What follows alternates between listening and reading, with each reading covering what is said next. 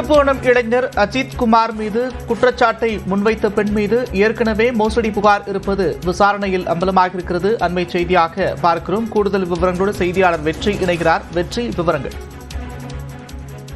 நந்தா, இந்த மடப்புறம் கோயிலினுடைய காவலாளி அஜித் குமாரனுடைய மரண விவகாரத்தில் அதனுடைய மூலமாக இருந்த இந்த பிரச்சனை துவங்குவதற்கு காரணமாக இருந்த இந்த நிக்கிதா என்ற பெண்மணி நகை காணாமல் போனதாக அஜித் குமார் மேல் சந்தேகப்பட்டு திருப்போணம் காவல் நிலையத்தில் புகார் அளித்திருந்த அந்த நிக்கிதா என்ற பெண்மணி அவருடைய புகார் தான் தொடர்ந்து இந்த வழக்கிலும் இவருடைய மரணத்திற்கு பின்பு தொடர்ச்சியாக கேள்விக்குள்ளாக்கப்பட்டது. உண்மையிலேயே நகை கொண்டு வந்திருந்தாரா, அவர் எப்படி நகை காணாமல் போனது, எதன் அடிப்படையில் அவர் புகார் கொடுத்தார், அந்த புகார் மீது ஏன் திருப்போணம் காவல் நிலையத்தில் வழக்கு பதிவு செய்யவில்லை, இப்படி பல்வேறு கேள்விகள் அந்த மூல சம்பவத்தை வைத்துதான் திரும்ப திரும்ப நிகழ்ந்து கொண்டே இருந்தது. நீதிபதிகளும் கூட அதை கேள்வி எழுப்பியிருந்தார்கள், ஏன் அது தொடர்பாக வழக்கு பதிவு செய்யலை என்று.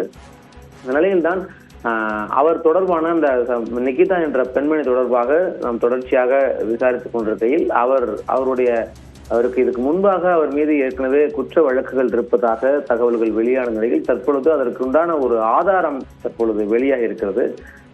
கடந்த 2011 மே மாதம் மதுரை திருமங்கலம் தாலுகாவில் அவர் மேல் ஒரு குற்ற வழக்கு பதிவு செய்யப்பட்டிருக்கிறது. அதாவது அரசு வேலை வாங்கி தருவதாக மோசடி செய்ததாக வழக்கு. 2010 அதே திருமங்கலம் பகுதியில் இருக்கக்கூடிய கோப்பன்பட்டியை சேர்ந்த ராஜாங்கம், தெய்வம் உள்ளிட்ட வினோத்குமார் உள்ளிட்ட அவருக்கு தெரிந்த அறிமுகமான நண்பர்களிடம் நிகிதாவினுடைய தாயார் சிவகாமி அம்மாள், நிகிதாவினுடைய சகோதரர் கவியரசு,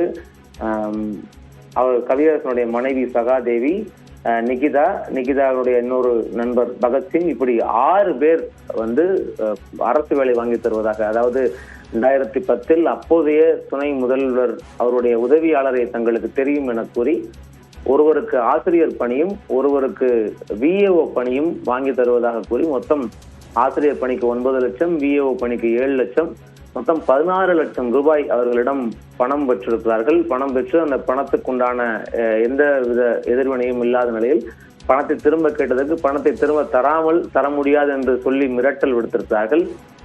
இந்த விவகாரம் தொடர்பாக அப்போது 2011 ஆண்டு மே மாதம் பாதிக்கப்பட்டவர்கள் அளித்த எஸ்பியிடம் அளித்த புகார் மனுவின் அடிப்படையில் 2011 மே மாதம் இந்த அஜித் குமார் மீது புகார் அளித்த பெண் மீது மோசடி புகார் ஏற்கனவே இருப்பது விசாரணையில் அம்பலமாக இருக்கிறது. விவரங்களை செய்தியாளர் வெற்றி வழங்க கேட்டும். விவரங்களுக்கு நன்றி வெற்றி.